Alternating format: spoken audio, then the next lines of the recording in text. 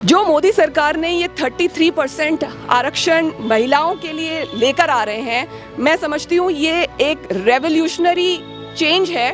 और अब सिर्फ घर परिवार तक सीमित ना रहें बल्कि आगे निकल के अपने समाज के अंदर, अपनी संसद के अंदर अपना प्रतिनिधित्व बढ़ाएं, उस और कदम बढ़ाएं जिससे कि पूरी दुनिया में आपकी आवाज़ को सुना जा सके। तो आप राजस्थान की महिलाओं को क्या संदेश देना चाहेंगे इस बिल के जरिए? मैं राजस्थान की महिलाओं को यही संदेश देना चाहती हूँ कि माननीय प्रधानमंत्री जी ने जो एक बिल लेके आए हैं वो जहाँ पे कि देश की महिलाओं को 33% आरक्षण मिलने वाला है, तो इस अवसर का पूरा फ़ायदा उठाएं और अब सिर्फ घर परिवार तक सीमित ना रहें बल्कि आगे निकल के अपने समाज के अंदर, अपनी संसद के अंदर अपना प्रतिनिधित्व बढ़ाएं, उस और कदम बढ़ाएं जिससे कि पूरी दुनिया में आपकी आवाज़ को सुना जा सके, पूरे देश में आपकी आवाज़ को एक महत्व दिया जाए और इससे ये होगा कि जो देश है, समाज है, परिवार है, वो उन्नति करेगा। लेकिन अक्सर ऐसा देखा जाता है ना कि गांव की महिलाएं इसमें पीछे रह जाती हैं, तो उसके लिए क्या कदम उठाए जा रहे हैं? बिल्कुल, जब हम देख रहे हैं कि 33% जो आरक्षण है वो सिर्फ शहरों के लिए तो है नहीं, वो तो हर एक विधानसभा के लिए, पूरे देश के लिए होगा। तो परिसीमन के बाद में जब वो लागू होगा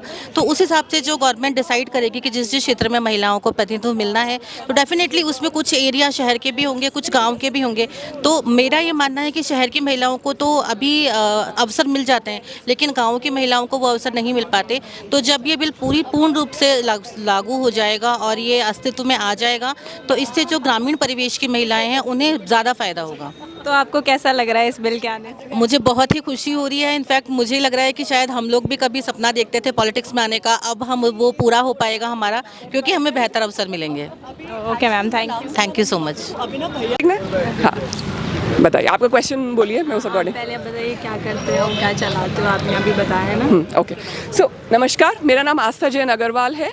मैं जयपुर की सबसे largest community pink city moms की फाउंडर हूँ। उसको मैंने 12 साल पहले स्टार्ट किया था। आज उसमें 6,500 से भी ज़्यादा महिलाएं जुड़ी हुई हैं।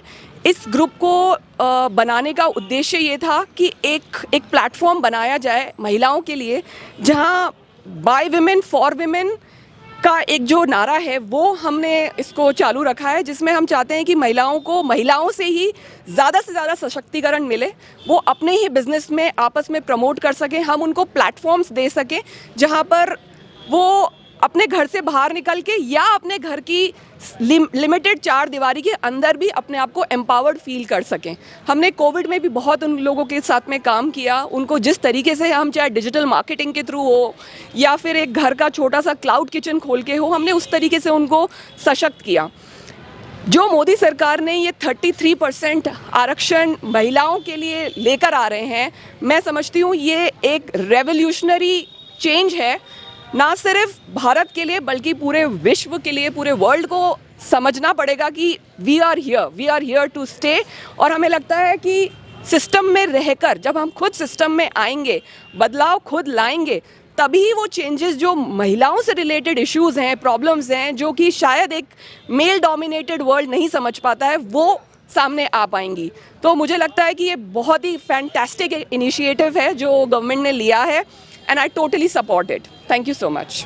तो आज की जो महिलाएं हैं वो सिर्फ अवसर नहीं चाहती, बराबरी चाहती है, तो आपको क्या लगता है इस बजट से उनके लीडरशिप में और डिसीजन मेकिंग में क्या फ़र्क आएगा?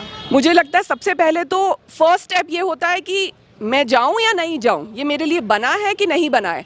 आज जब उनको लगेगा कि मेरे साथ में 33% और भी महिलाएं यहाँ हैं, मैं अकेले नहीं हूँ, तो पहली बात तो एक वो डर ख़त्म होता है, जो क्योंकि वो एक मेल डोमिनेटेड सोसाइटी है, सबको लगता है कि यहाँ पर पूरे मेल्स ही मेल्स होंगे, तो वो एक कंफर्ट फील ही नहीं आता है। तो सबसे पहली बात तो ये 33% बहुत लार्ज नंबर है, तो पहली बात तो वो एक कंफर्ट आ जाएगा महिलाओं के अंदर कि मैं भी ये कर सकती हूँ।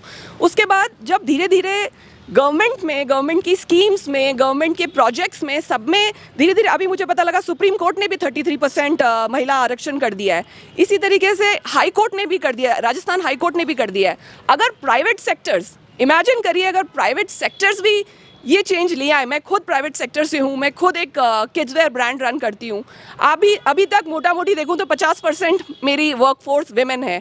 व्हाट इफ अगर मैं इसको और बढ़ाकर, मेरी तरह और जो प्राइवेट सेक्टर के लोग हैं वो इसको बढ़ाकर और बड़ा लार्ज लेवल पे अगर एक आरक्षण दे दें महिलाओं को, तो आप सोच के देखिए हमारी कंट्री कहाँ से कहाँ पहुँच जाएगी।